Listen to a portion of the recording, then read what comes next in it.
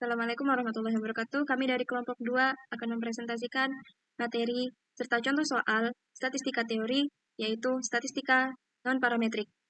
Anggota kami sendiri adalah Anissa Partiwi, Ahmad Arif Kurniawan, Fajar Resti Ananda, M. Akbar Ardi Prasetya, Juanda Virgo Matanari, Davina Kuinia Syafasa, dan saya sendiri Rima Zakia Taufani.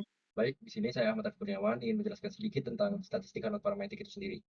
Statistika non-parametrik adalah cabang statistik yang digunakan untuk menganalisis data tanpa asumsi mengenai bentuk distribusi populasi. Lalu mengenai perbedaan non-parametrik dengan parametrik adalah dapat digunakan pada data yang bentuk distribusinya tidak diketahui atau tidak normal, kemudian cocok digunakan untuk data yang berskala nominal dan ordinal, dan dapat digunakan ketika jumlah sampelnya itu kecil.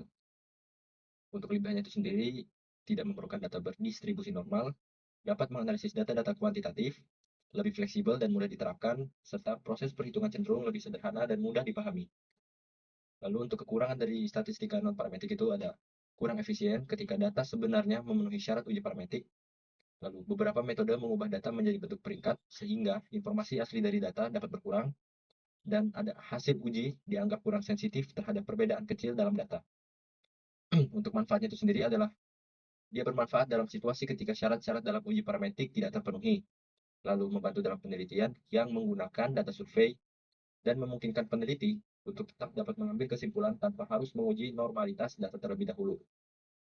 Lalu untuk kegunaan dalam penelitian itu ada di 4 bidang di sini contohnya seperti pendidikan, psikologi, kesehatan, serta ilmu sosial. Dan untuk pendidikan itu sendiri, metode ini dipakai untuk menganalisis perbedaan kemampuan siswa berdasarkan kelompok tertentu. Untuk di psikologi, statistika non-parametrik digunakan untuk mengolah jawaban angket mengenai sikap atau perilaku individu. Untuk di kesehatan, digunakan untuk mengevaluasi efektivitas suatu metode atau obat pada sampel yang kecil.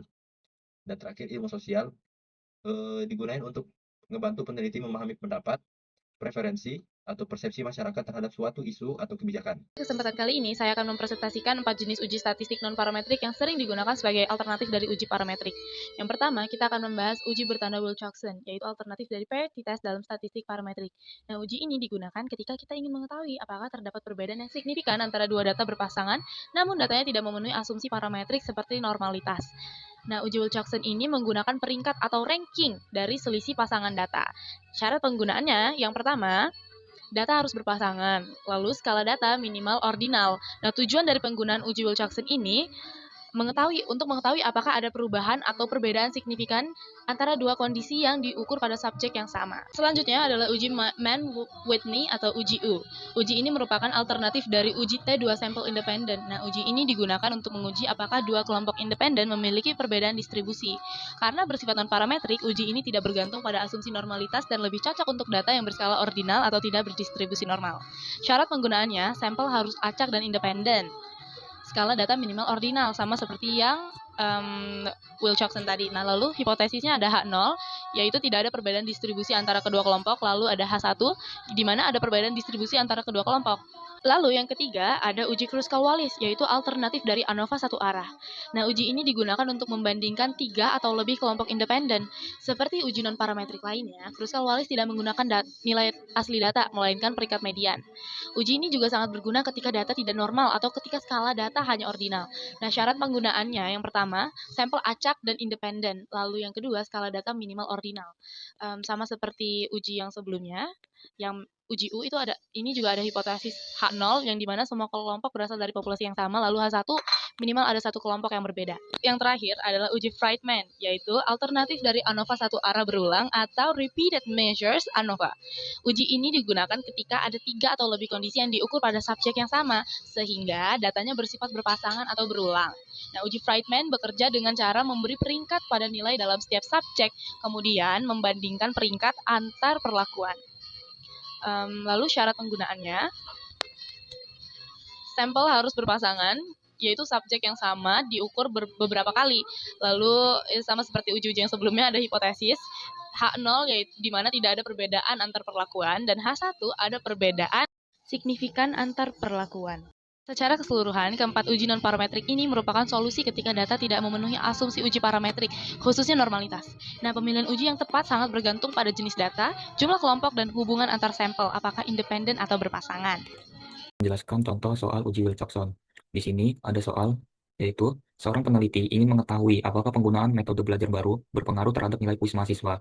Gunakan taraf signifikansi alfa sama dengan 0,05 dua arah. Data nilai sebelum dan sesudah metode diterapkan dicatat untuk 10 mahasiswa. Di sini ada datanya.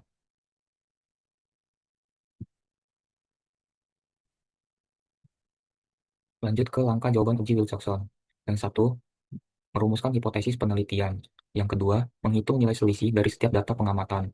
Yang ketiga, menentukan nilai perubahan data setiap pengamatan positif, negatif, atau nol. 4. Tentukan rank atau peringkat pada hasil langkah ketiga, mulai dari data terkecil diberi rank 1 sampai dengan data terbesar. Yang kelima, pisahkan nilai rank yang bertanda positif dan rank yang bertanda negatif, kemudian jumlahkan. Yang keenam, menentukan nilai statistik Wilcoxon yang diberi simbol W hitung dengan memilih jumlah rank terkecil. Yang ketujuh, mencari nilai kritis dari tabel Wilcoxon.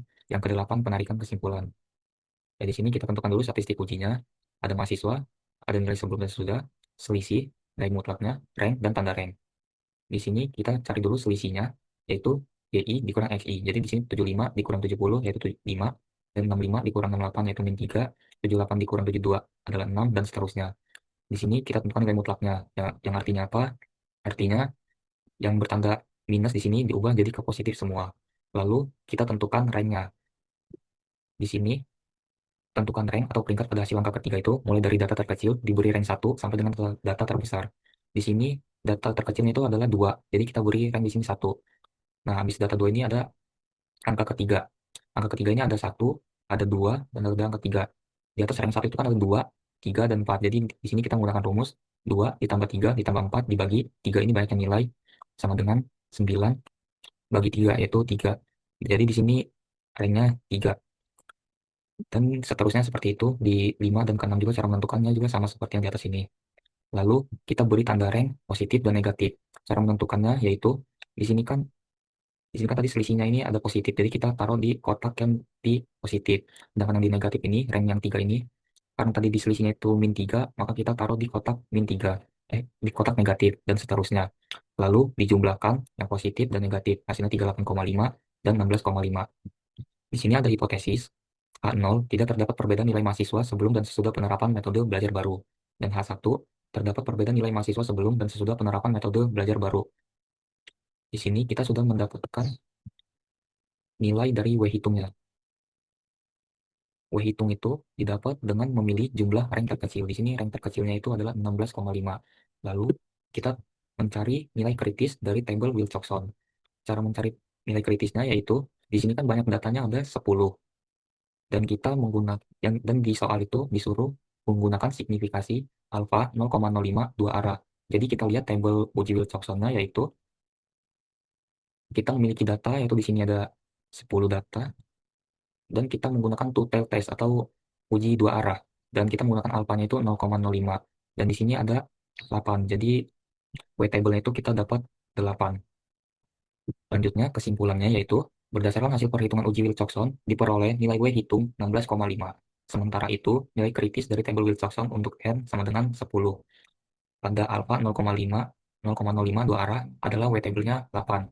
Nah, jadi karena W hitung lebih besar dari W table, maka H0 ditolak. Artinya tidak terdapat perbedaan nilai mahasiswa sebelum dan sesudah penerapan metode belajar baru. Untuk uji main Whitney itu sendiri terdapat dua rumus, yaitu untuk sampel kecil yang dimana N-nya itu kurang dari sama dengan 20.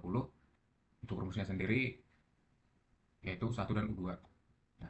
Nah, selanjutnya yaitu untuk sampel besar, yaitu ketika N-nya itu lebih besar dari 20. Nah, untuk sampel besar ini ada dua rumus. Rumus yang pertama itu jika rankingnya itu tidak ada yang sama. Dan untuk rumus kedua yaitu ketika rankingnya itu terdapat kesamaan. Nah, selanjutnya kita akan langsung masuk saja ke contoh dari uji main Whitney itu sendiri. Nah, di sini ada soal, seorang dosen ingin mengetahui apakah rata-rata skor tugas pemrograman mahasiswa kelas A lebih tinggi daripada kelas B. Kedua kelas dinilai dengan skala 0 sampai 100. Karena data tidak berdistribusi normal menurut perkiraan awal, gunakan uji main Whitney A sama dengan 0,05 untuk menguji yang pertama yaitu H0, yaitu distribusi skor kelas A dan B itu sama atau tidak ada perbedaan lokasi.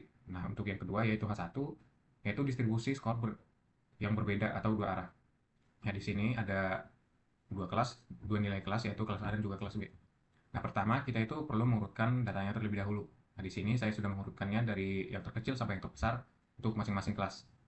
Nah, kemudian setelah diurutkan, kita memberikan perankingan untuk data tersebut atau nilai tersebut.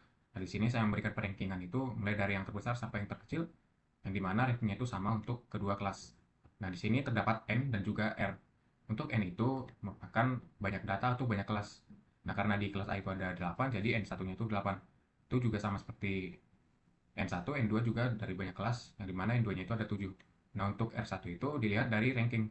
Nah, berbeda dengan N1, nah variabel N, R itu rankingnya dijumlahkan semua. Nah, di sini ranking kelas A itu jumlahnya ada 36, jadi R1-nya 36. Nah, untuk R2 itu jumlahnya itu ada 84. Nah, langsung masuk ke pembahasan. Nah, di sini sampelnya itu kan ada 8 tambah 7, 15. Yang dimana itu kurang dari sama dengan 20. Jadi kita menggunakan rumus sebagai berikut. Nah, karena rumusnya sudah ada, kita tinggal substitusikan saja nilai-nilai yang tadi. Nah, untuk U1 itu hasilnya itu 0, dan U2 itu hasilnya 56. Nah, setelah hasil U1 dan U2-nya itu sudah kita dapatkan, kita mencari nilai U. Nah, U di sini itu U min dari U1 dan U2. Nah, U min itu sendiri merupakan nilai terkecil dari kedua variabel U1 dan U2 itu. Nah, nilai terkecil itu kan di antara 0 dengan 56 itu kan 0. Jadi, U min-nya itu sama dengan 0. Nah, langsung ke keputusan. Diketahui U hitung itu sama dengan 0. U hitung itu ini, U min sama dengan 0 atau U terkecil sama dengan 0, dan U tabel itu sama dengan 8 pada taraf signifikansi A sama dengan 0,05 dengan N1 itu sama dengan 8 dan N2 itu sama dengan 7. Nah, karena U hitung sama dengan 0 itu lebih kecil daripada U tabel sama dengan 8, maka A0-nya itu ditolak dan A1-nya itu diterima. Artinya, terdapat perbedaan yang signifikan antara skor tugas pemrograman mahasiswa kelas A dengan kelas B. Dengan demikian, kelas A memiliki skor yang lebih tinggi dibandingkan dengan kelas B. Jadi di sini saya akan menjelaskan tentang contoh uji Kruskal-Wallis. Jadi di sini sudah ada variabel dummy-nya, yaitu ada nilai matematika, nilai biologi, dan nilai kimia. Langsung aja ke pertanyaannya, ingin diketahui apakah nilai matematika, nilai biologi, dan nilai kimia mempunyai perbedaan yang signifikan antara yang satu dengan yang lain. Gunakan taraf signifikansi alfa sama dengan 0,05. Langsung aja ke jawabannya. Yang pertama, kita tentukan hipotesisnya. Saya menentukannya itu H0 sama dengan orang-orang dari 3 kelompok sampel mempunyai nilai yang sama. Sedangkan yang H1, orang-orang dari 3 kelompok sampel mempunyai nilai yang tidak sama. Setelah melakukan hipotesis, selanjutnya kita menentukan statistik uji. Agar lebih mudah melakukan perankingannya, kita urutkan dahulu. Kita urutkan dari nilai yang paling terkecil hingga yang paling terbesar. Karena urutannya yang paling terkecil itu 30 dan yang paling besar itu 94. Nah, selanjutnya kita bikin urutannya nih. Urutannya dari yang terkecil hingga yang terbesar kan. Jadi 1, 2, 3, 4, 5. Sampai yang paling terbesar itu yang ke-24 urutannya. Setelah itu kita tentukan rankingnya. Nah, cara nentuin rankingnya itu kan 30 kan cuma ada satu variabel, yaitu 30 doang, dan itu menjadi ranking pertama. Lalu 31 juga sama nih kayak 30, cuma satu variabel. Jadi itu jadi ranking kedua karena kan urutan kedua juga kan.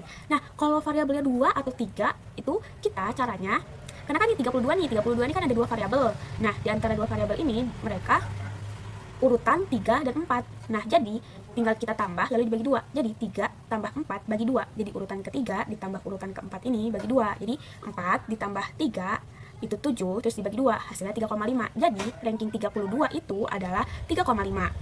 Lalu selanjutnya sampai yang terbesar ini. Nah, lalu kita masukkan nih ke variabel dummy.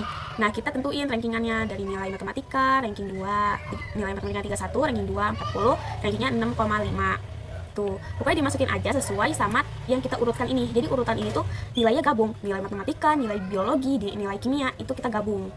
Lalu dimasukkan. Nah, setelah itu sudah kita masukkan nih sesuai nih, kita sesuaikan nilai matematika, nilai biologi, nilai kimia, dan sesuaikan dengan rankingnya. Kita jumlahin nih rankingnya. Nah, kalau kita jumlahin, ini hasilnya jumlah ranking pertama itu 79,5, ranking kedua itu 107, dan ranking ketiga itu 113,5. Setelah kita tambah, kita langsung masuk ke rumus. Rumusnya itu H sama dengan 12 per N, buka kurung, N plus 1 tutup kurung, terus sigma R J kuadrat sama per NJ min 3 N plus 1. Jadi H ini statistik uji Kruskal-Wallisnya, terus yang N jumlah total seluruhnya, lalu RJ itu total peringkat dari kelompok ke J, lalu NJ banyaknya sampel data pada kelompok ke J. Langsung aja kita masukin ke rumusnya. Oh iya, ini juga ada DF sama dengan K1, itu dia K sama dengan jumlah kelompok grup yang dibandingkan. Nah, jadi ini tuh untuk nanti. Kita langsung aja masuk ke rumusnya dahulu aja ya. Nah, kita masukin nih ke rumusnya nih. Kan 12, N-nya kan banyaknya nilainya ini kan, nih jumlah total seluruh. Kan ada 24 tadi kan. Terus kita masukin aja ke N, terus 24 ditambah 1. Terus ini 79,5, ini dari hasil ranking pertama. Jadi ini ranking pertama, ini ranking kedua, ini ranking yang ketiga. Tuh. gitu. Sama kayak yang tadi kita udah jumlahkan di variabel dummy tadi itu, kita masukin aja per 8. Ini kan karena variabel dummy-nya kan ada 8 nih, jangan sampai 8. Terus kita masukin, jadi ini kita kuadratkan, terus pokoknya kita jumlahin jadi 12 per 600. Kita jumlahin jadi 12 per 600 buka kurung 30.651,5 per 8 dikurang 7, terus kita bagiin menghasilkan 0,02, terus kita kaliin dalam dikurang 75, terus habis dikali hasilnya segini dan dikurang hasilnya 1,62875. Lalu kita menentukan kriteria keputusan. Jadi jika x kuadrat H lebih besar dengan x kuadrat T, maka tolak H 0. Nah, jika x kuadrat H kurang dari sama dengan x kuadrat T, maka gagal tolak atau H 0 diterima. Kita langsung ke kesimpulan. Kesimpulan tuh C square tabel 5%, ini kan sama aja kayak 0,05 taraf signifikannya. Untuk DF 2 sama dengan 5,991. Nah, 2 ini dapat dari mana? Dapat dari DF ini. K itu kan jumlah kelompok grup. Jadi K jumlah kelompok grup kita kan ada 3, nilai kimia, nilai biologi, dan nilai matematika kan. Nah, itu dikurang 1 jadi 2. Nah, maka DF-nya 2. Kita bisa dapat DF 2 sama dengan 5,991 itu kita dapat dari tabel chi-square. Kita dapat 5,991 itu kita dapat dari tabel chi-square-nya nih. Nah, karena kan kita udah dikasih tahu nih taraf signifikansinya kan 0,05. Nah, DF-nya kita dapat 2. DF kan dari yang 3 dikurang 2, yang kelompok matematika, kimia, biologi itu kan dikurang 1. Nah, kita lihat nih DF-nya kan kita dapat 2. Terus kita kan signifikansinya kan 0,05. Kita lihat nih 0,05 itu berapa? Nah, kita dapatnya 5,991. Maka dari situ dapat nilai 5,991. Setelah kita mendapatkan nilai DF-nya, kita langsung kesimpulan karena H hitung 1,62875 kurang dari chi-square tabel 5,991. Maka H0 diterima dengan kesimpulan orang-orang memiliki nilai-nilai yang relatif sama. Jadi di sini saya akan menjelaskan contoh soal uji Friedman. Soalnya yaitu 10 juri menilai kualitas 4 merek jus jeruk A, B, C, D dengan skor 1 sampai 5. 1 itu mengimplementasikan buruk sampai 5, yaitu luar biasa. Berikut adalah penilaian juri. Jadi ini adalah penilaian juri yang sudah ditabelkan. Lalu pertanyaannya, apakah ada perbedaan kualitas yang signifikan antara keempat merek jus jeruk tersebut dengan A sama dengan 0,05? Maka jawaban yang pertama adalah hipotesis.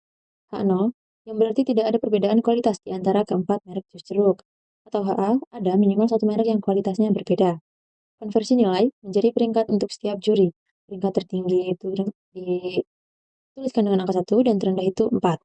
Contohnya untuk juri 1, nilai A sama dengan 2, B sama dengan 4, C sama dengan 3, dan D sama dengan 2. Jadi ini ya. Lalu langkah kedua adalah Lalu yang bisa kita perhatikan adalah nilai yang sama diberi peringkat rata-rata atau TS. Nilai 4 atau B dapat peringkat 1 yaitu terbaik. Nilai 3, C peringkat 2. Nilai 2, A dan D keduanya peringkat kita operasikan yaitu 3 ditambah 4 dibagi 2 sama dengan 3,5. Lalu langkah ketiga adalah menghitung jumlah peringkat tiap merek. Ini sudah diglobalkan ke dalam tabel lalu dijumlahkan satu persatu dari A sampai D. Langkah keempat yaitu menghitung statistik uji Friedman dengan rumus. Ini adalah rumus uji Friedman dengan N sama dengan 10 yang berarti juri dan K sama dengan 4 yaitu mereknya. Ketika dijumlahkan dan dimasukkan ke dalam rumus mendapat nilai 7,26. Yang kelima yaitu menentukan nilai kritis chi-square pada DF sama dengan K min 1 sama dengan 3 dan A dengan A yaitu 0,05 yaitu 7,815. Langkah keenam adalah membandingkan kan 7,26 kurang dari 7,815 maka gagal tolak H0. Interpretasinya, dengan tingkat signifikan 0,05 tidak ada bukti yang cukup untuk menyatakan bahwa kualitas keempat merek jus jeruk berbeda secara signifikan menurut penilaian juri. Ini berarti penilaian juri terhadap kualitas keempat merek tersebut secara statistik mirip, dan perbedaan terjadi kemungkinan karena variasi aja. Dari presentasi yang sudah dipaparkan oleh rekan-rekan saya, dapat disimpulkan bahwa statistika non-parametrik adalah metode analisis yang esensial ketika asumsi distribusi normal populasi tidak terpenuhi, atau ketika data berskala, nominal, dan ordinal digunakan. Meskipun kurang efisien jika data memenuhi syarat parametrik, metode ini menawarkan fleksibilitas dan proses penghitungan yang lebih sederhana, menjadikannya solusi krusial dalam berbagai bidang penelitian seperti ilmu sosial dan kesehatan. Penerapannya mencakup berbagai uji penting seperti uji Wilcoxon, Mann-Whitney, Kruskal-Wallis, dan Friedman, yang semuanya berfungsi untuk menarik kesimpulan mengenai perbedaan antara kelompok atau perlakuan berdasarkan perbandingan statistik hitung dengan nilai kritis tabel. Sekian dari kami. Terima kasih. Wassalamualaikum warahmatullahi wabarakatuh.